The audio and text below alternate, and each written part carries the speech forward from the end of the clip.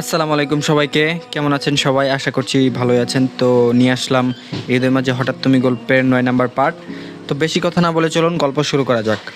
মায়া আলভির মুখের দিকে তাকিয়ে বলে, মিথ্যা বলার জায়গা পান না? আলভি বলে, মিথ্যা কেন বলবো, আশ্চর্য, সত্যি কথা বলছি। আর তোমাকে নিষেধ করলাম না আমাকে আপনি ডাকতে?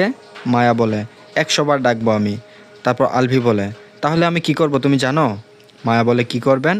আলভি বলে, তুমি যতবার আপনি বলবে আমি ততবার চুমু খাবো তোমার এই নরম দুটি ঠোঁটে। তারপর মায়া বলে, বের হন আমার রুম থেকে, অসভ্য লোক একটা। আলভি বলে, অসভ্যতা আমি করেছি নাকি আমি এখনো? মায়া বলে, আপনার এই ব্যাগ প্যাকেট নিয়ে বের হন আমার রুম থেকে, জীবনে আর দ্বিতীয়বার এই রুমে আসবেন না আপনি। তারপর আলভি আবার বলে, আমি এই রুমের বাইরে গেলে না দ্বিতীয়বার আবার আসবো। আমি তো এই রুম থেকে আর বেরোই হব না, এখানেই থাকবো, এখানেই খাবো আর এখানেই ঘুমাবো, সব কিছু এই রুমেই করব। বলেই দাঁত বের করে হাসে। আলভির হাসি দেখে রাগে গা জ্বলে ওঠে মায়ার। তারপর মায়া বলে, লজ্জা করছে না এসব কথা বলতে? আলভি বলে, লজ্জা করলে সকলের সামনে বড় গলা করে কি বলতে পারতাম নাকি? তারপর মায়া বলে, কি বলেছেন? আলভি বলে, আমার বউয়ের সাথে সংসার করব, আব্বু আম্মু শ্বশুর শাশুড়িকে ১০-১২টা নাতি নাতনি উপহার দেব। তারপর মায়া বলে, মগের মূল্যক নাকি? আলভি বলে, না, দুজনের মধ্যে এখনও আধা হাত সমান দূরত্ব রয়েছে। আলভি এগিয়ে এসেছে মায়ার দিকে, আর একটু ঝুঁকলেই মায়া চিত হয়ে বেডে পড়ে যাবে। আলভির গরম শ্বাস মায়ার চোখে মুখে আশ্রে পড়ছে। মায়া মহাবিরক্ত আলভির উপর। নড়াচড়া যে করবে বা সরে যাবে সেই উপায়ও নেই। নিজে থেকে সরতে গেলে আলভি জড়িয়ে ধরে নেয়। মায়া বুঝতে পারছে ওকে আলভি নামক এই বিপদের মুখে ঠেলে দিয়েছে ওর নিজের আপন ভাই। আগেই প্ল্যান করে এসেছে দুজন কি করবে। দেশে আসার সাথে সাথে ওর নিজের আপন ভাইটাকেও এই বোধ লোকটা নিজের দলে টেনে নিয়েছে। খচ্চর একটা। মায়া বিরক্ত মাখা সরে বলে, গায়ের উপর উঠে বসবেন নাকি এখন? তারপর আলভি বলে, উঠলে সমস্যা কোথায়? মায়া বলে, অনেক সমস্যা, সরুন সামনে থেকে। তারপর আলভি বলে, তুমি সরাও। মায়া বলে, আপনাকে ছোঁয়ার কোনো ইচ্ছে নেই আমার। তারপর আলভি বলে, তোমাকে ছোঁয়ার অনেক ইচ্ছে আমার। মাথা ঘাড় ঘুরিয়ে অন্যদিকে তাকিয়ে থাকে। এই বেটা কোন মাটি দিয়ে তৈরি? আলভি মায়ের মুখের উপর ফু দেয়। মায়া নাক মুখ কুচকে বলে, আপনার মুখে গন্ধ। তারপর আলভি বলে, সিরিয়াসলি? মায়া বলে, হ্যাঁ। আলভি আবার ফু দেয়। তারপর বলে, সমস্যা নেই, তুমি চুমু খেলেই গন্ধ দৌড়ে পালাবে। তারপর মায়া বলে, এই গন্ধওয়ালা মুখে জীবনেও চুমু খাবো না আমি। আলভি বলে, ও, তার মানে গন্ধ না থাকলে চুমু খাবে, তাই তো? ভালো করে শুকে দেখে একদম গন্ধ নেই, এখন চুমু খেতেই পারো, আমি মাইন্ড করব না একটু। তারপর মায়া আবার বলে, বদলুক, যাবেন আপনি এখান থেকে? তারপর আলভি বলে, দুটো চুমু দিয়ে দাও, চলে যাই। তারপর মায়া বলে, দুনিয়া উল্টে গেলেও না। আলভি বলে, দুনিয়া উল্টে যাওয়ার আগেই বাসর করে বাপ হয়ে নানা দাদাও হয়ে যাব। মায়া একটা শপিং ব্যাগ হাতে নিয়ে আলভির মুখে ঠেকায়। তারপর জোরে জোরে ধাক্কা দিয়ে নিজের কাছ থেকে সরিয়ে দেয়। তাড়াহুড়ো করে বেড থেকে উঠে দূরে সরে যায়। আলভি নিজের বুকের দিকে তাকিয়ে আবার মায়ের দিকে তাকায়। তারপর বলে, বাব্বা, এইটুকু শরীরে দেখছি অনেক শক্তি। মায়া বলে না কিছু। তারপর আলভি আবার বলে, ব্যাগ থেকে সব কিছু বের করে গুছিয়ে রেখে নিচে আসো খাবার খাওয়ার জন্য। মায়া তবুও কিছু বলে না। আলভি নিজেও আর কিছু না বলে রুম থেকে বেরিয়ে যায়। আলভি চলে যেতেই মায়া দপ করে বেডে বসে পড়ে। আলভি দিন দিন নিজের খোলস ছেড়ে বেরিয়ে আসছে। কথাবার্তা কি বিশ্রী, কোনো কন্ট্রোল নেই। বেডের উপর থাকা ব্যাগগুলোর দিকে তাকাই। এতগুলো ব্যাগ, কি এনেছে এত? ভেবেছিল তো ওর জন্য কিছুই আনেনি, এখন তো দেখছে অর্ধেক ওর জন্যই এনেছে। মাহিদ ফ্রেশ হয়ে রুমে এসে দাদির পাশে বসে। নাহার বেগম মাহিদের দিকে তাকিয়ে আস্তে আস্তে বলেন, সকলের জন্য শপিং করে আনলি, মায়ের জন্য কোথায়? তারপর মাহিদ বলে, শপিং তো আমি করিনি, ভাইয়া করেছে। তারপর নানি বলে, তাই বলে মায়ের জন্য কিছু আনবি না? মাহিদ বলে, মায়ের জন্য যতগুলো এনেছে ততগুলো আমাদের সকলের জন্য আনেনি। আমাদের সকলের ড্রেসের যেই দাম পড়েছে তার ডবলেরও বেশি দাম পড়েছে মায়েরগুলোর। তারপর নাহার বেগম বলেন, মায়ের জন্য এনেছে তাহলে? তারপর মাহিদ বলে, ভাইয়ার যতগুলো শপিং ব্যাগ ছিল তার মধ্যে থেকে ভাইয়ার দুটো আর বাকিগুলো মায়ার। নাহার বেগমের মুখে হাসি ফুটে ওঠে। তখন বোধহয় সকলের সামনে বউকে দিতে শরম পাচ্ছিল। আধা ঘন্টার মধ্যে সকলে ডাইনিং টেবিলে উপস্থিত হয়। ঐশী রহমানের মুখ থমথমে হয়ে আছে। মেহবুবা মেহেরের মুখ স্বাভাবিক দেখাচ্ছে। আলতাফ মাহমুদ ঐশী রহমানের দিকে তাকিয়ে বলেন, তোমার মুখ এমন করে রেখেছো কেন, কি হয়েছে? ঐশী রহমান কিছু বলেন না। নাহার বেগম বলেন, ঐশীর মন খারাপ হয়েছে, আলভি সকলের জন্য ড্রেস এনেছে কিন্তু মায়ের জন্য আনেনি তাই। মাহিদ বলে, বড় মা খুশিতে তো তোমার নাচা উচিত। ভাইয়া শপিং মলে গিয়েছিল মায়ের জন্য ড্রেস কিনতে, সাথে আমাদের সকলের জন্য এনেছে। ভাইয়ার যেই ব্যাগগুলো উপরে নিয়ে গিয়েছিল সেগুলোর মধ্যে দুটো ভাইয়ার আর বাকি সব মায়ের জন্য ছিল। এখন খুশি হয়ে মন খুলে হাসো। মাহিদের কথা শুনতেই সবাই মাহিদের দিকে তাকিয়ে থাকে। তারপর মাহিদ আবার বলে, সত্যি কথা বলছি, মায়াকে জিজ্ঞেস করো কিরে মায়া, ব্যাগগুলো তোকে দিয়েছে না? মায়া মাথা নাড়ায় আস্তে করে। সকলের চোখে মুখে হাসির আভাস দেখা যায়। খাবার খেতে খেতে আলভি বলে, আমার একটা সিম কার্ড লাগবে বাংলাদেশের। সবাই আলভির দিকে তাকায়। তারপর বলে, এভাবে তাকাচ্ছ কেন সবাই? মনে হচ্ছে সিম কার্ড না, কয়েকশো কোটি টাকা বা কারো হৃৎপিণ্ড চেয়েছি।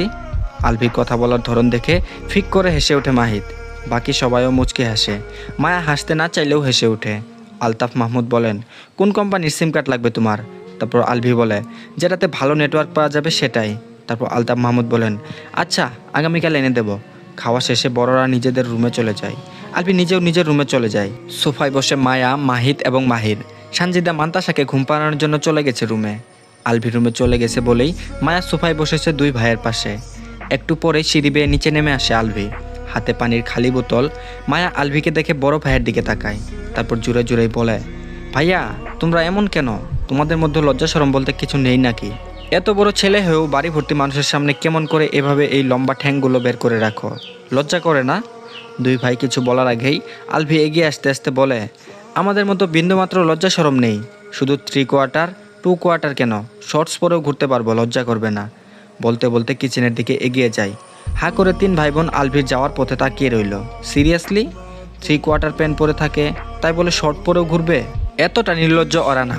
আলভি পানি নিয়ে আবার 3 জনের দিকে এগিয়ে আসে। সোফায় বসে থাকা মাহিদের দিকে তাকিয়ে বলে, এই শালা আমার রুমে আয়। 3 জনের চোখ বড় বড় হয়ে যায়। মাহিদ অবাক স্বরে বলে, গালি দিচ্ছ কেন ভাইয়া? আলভি নিজেও অবাক হয়ে বলে, গালি কখন দিলাম আবার আমি? তারপর বলে, মাত্রই তো শালা বলে গালি দিলে। আলভি বলে, তুই তো আমার শালাই, তাই তো শালা বলেছি। শালা বললে গালি দেওয়া হয় সম্বন্ধী? মাহিরের চোখ দুটো যেন এখন কোটর থেকে বেরিয়ে আসবে। এই ছেলে এমন হয়েছে কেন? সবাইকে অবাকের উপর অবাক করাই যেন এর কাজ। তারপর মাহির বলে, এই তুই কিসের শালা সম্বন্ধে ডাকছিস? তারপর আলভি বলে, আশ্চর্য, সম্পর্কে তোমরা আমার যা হও তা বলেই তো ডাকছি। তারপর মাহির বলে, না ডাকবি না এমন অদ্ভুত নামে, মনে হচ্ছে কেউ গালি দিচ্ছে। আলভি বলে, কি আশ্চর্য, শালা সম্বন্ধীকে এখন শালা সম্বন্ধী বলেও ডাকা যাবে না? তারপর মাহির বলে, মাহিদ যা ওর সাথে। মাহিদ সোফা ছেড়ে উঠে আলভির হাত টেনে ধরে বলে, চলো। তারপর মায়া বলে, আগামীকাল অফিসে যাওয়ার সময় আমাকে সাথে নিয়ে যাবে ভাইয়া। মাহির বলে, তুই অফিসে গিয়ে কি করবি? মায়া বলে, এমনি ঘুরতে যাব। তারপর মাহির বলে, আচ্ছা নিয়ে যাব। মাহিদের সাথে নিজের রুমে চলে আসে আলভি। পানির বোতলটা সেন্টার টেবিলের উপর রেখে মাহিদের পাশে বেডে বসে। তারপর মাহিদ বলে, বলো কি বলবে? তারপর আলভি বলে, তুই আর মায়া একই ভার্সিটিতে পড়িস? মাহিদ বলে, হ্যাঁ। তারপর আলভি বলে, দুজন একসাথে যাওয়া আসা করিস? মাহিদ বলে, মাঝে মধ্যে। মায়া বেশিরভাগ ড্রাইভারের সাথে যাওয়া আসা করে। আলভি বলে, ভার্সিটিতে মায়ার ছেলে বন্ধু আছে? মাহিদ বলে, না, মায়া তো ভার্সিটিতে মেয়েদের সাথেই মেশে না, ছেলেদের সাথে কথাও বলে না। আলভি আবার বলে, মায়ার কি বয়ফ্রেন্ড আছে? মাহিদ বলে, না।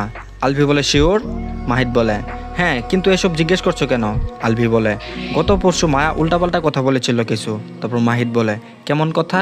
আলভি বলে, সেসব তোর জানতে হবে না। তারপর আলভি আবার বলে, একটা সত্যি কথা বলবি? মাহিদ বলে, বলো। আলভি বলে, মায়া আমাকে ভালোবাসে তো? মাহিদ বলে, হুম। তারপর আলভি বলে, এখন? তারপর মাহিদ বলে, তুমি দেশে আসার পর থেকে ওর আচরণ পাল্টে গেছে, এখন বুঝতে পারি না কিছু।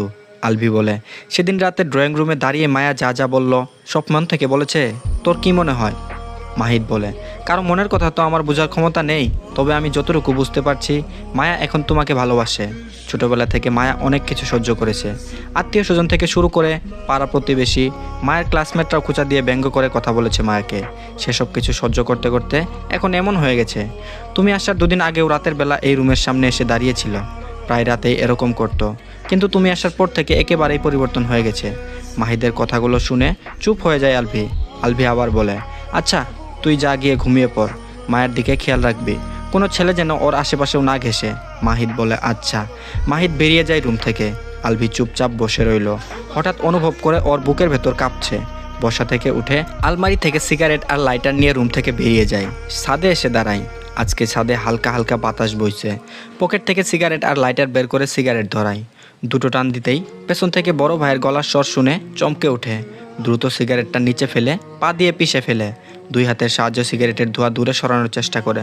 তারপর মাহির বলে, একা একা ছাদে কি করছিস? আলভি না ঘুরেই বলে, এমনি বসে আছি। তারপর মাহির বলে, সিগারেট খাচ্ছিস? আলভি আমতা আমতা করে বলে, না। মাহির আলভির সামনে এসে দাঁড়ায়। তারপর বলে, আমি তো সিগারেটের গন্ধ পাচ্ছি। আলভি এদিক ওদিক তাকায়। তারপর বলে, মাহির আবার বলে, সিগারেট খাওয়া শিখে গেছিস দেখছি। বড় ভাইয়ের মুখের দিকে তাকায়। আস্তে আস্তে বলে, কলেজে থাকতে বন্ধুদের পাল্লায় পরে শিখে গিয়েছিলাম, ছেড়ে দেওয়ার চেষ্টা করেছি কিন্তু পারিনি। তারপর মাহির বলে, ফেলে দিলি কেন? আমি এসেছি বলে? মাথা নাড়িয়ে হ্যাঁ বলে। তারপর মাহির বলে, পকেটে আরও আছে? আলভি বলে হুম। তারপর মাহির বলে, বের কর। আলভি বলে, থাক, খাবো না। মাহির বলে, তুই না খেলি, আমি খাবো। অবাক হয় আলভি, অবাক স্বরে বলে, তুমিও? মাহির বলে, হ্যাঁ, বের কর এখন। আলভি পকেট থেকে সিগারেটের প্যাকেট বের করে একটা ভাইয়ের হাতে দিয়ে নিজেও একটা নেয়। সিগারেট ধরিয়ে দুজন বসে ছাদে সিমেন্ট দিয়ে বানানো বেঞ্চের উপর। সিগারেটে টান দিয়ে আলভি বলে, তুমিও আমার মতো বাড়ির সকলের নজর এড়িয়ে খাও নাকি? মাহির হেসে বলে, হুম। আলভি বলে, তুমি আমার উপর অনেক রেগে আছো তাই না ভাইয়া? মাহির বলে, একটু একটু। তারপর আলভি বলে, ছাদে এসেছো কেন? মাহির বলে, তোকে আসতে দেখলাম তাই তোর পেছন পেছন এসেছি। আলভি বলে, কিছু বলবে? মাহির বলে, হুম। দুজনের মধ্যে নীরবতা নেমে আসে। চুপচাপ ধোঁয়া ওড়াতে থাকে দুই ভাই। সিগারেট শেষ হয়, তারপরেও দুজন চুপচাপ থাকে। তারপর মাহির বলে ওঠে, সরি। আবার অবাক হয় আলভি। তারপর বলে, কেন? মাহির বলে, ওই দিন তোর সাথে রেগে কথা বলার জন্য। আলভি বলে, আমি কিছু মনে করিনি, ধরে যে মারুনি সেটাই অনেক। মাহির বলে, চাচ্চুর কাছে ওই কথাগুলো শোনার পর অনেক রাগ উঠে গিয়েছিল। আমি সবসময় চাইতাম তুই ফিরে আয়, মায়ের সাথে না থাকলি অন্তত বাড়ির সকলের জন্য ফিরে আয়। আমি চাচ্চুর কাছে অনেকবার তোর মেল আইডি চেয়েছিলাম, চাচ্চু দেয়নি ভয়ে। তুই যদি চাচ্চুর সাথে যোগাযোগ বন্ধ করে দিস তাই। একটা সময় পর মনে হতে শুরু করে তুই আর কোনোদিন ফিরবি না, ওখানে হয়তো অন্য কাউকে বিয়ে করে নিয়েছিস। মায়া আগে ছোট ছিল তাই সেরকম কোনো ভাবনা ছিল না। ভেবেছিলাম মায়া বড় হতে হতেই তুই ফিরে আসবি, কিন্তু তুই ফিরলি না। আমার তোর উপরও অনেক রাগ হতো, এই ফ্যামিলির উপরও। মায়ের গুমড়ে গুমড়ে কান্না, ঘরে বন্দি হয়ে থাকা আমার সহ্য হতো না। মাঝে মধ্যে রাগ সামলাতে না পেরে আব্বু আম্মুর উপর চেঁচামেচি করতাম। দোষ তো আসলে তোর না, তোর জায়গায় থাকলে আমি এমন কিছুই করতাম। একটু চুপ করে থেকে বলে, আমি চাই মায়া তোর সাথেই থাকুক, বাড়ির সবাইও তাই চাই। আমি চাই না আমার বোনের নামের পাশে ডিভোর্সি তকমা যোগ করা হোক, কিন্তু মায়া এখন বেঁকে বসেছে। যখন জানতে পেরেছে তুই ডিভোর্স দেওয়ার জন্য এসেছিস তখন থেকেই এমন করছে। আমি ওকে বোঝানোর চেষ্টা করেছি, ও বুঝতে চায়নি। ওর সামনে তোর নাম মুখেই নিতে দেয় না।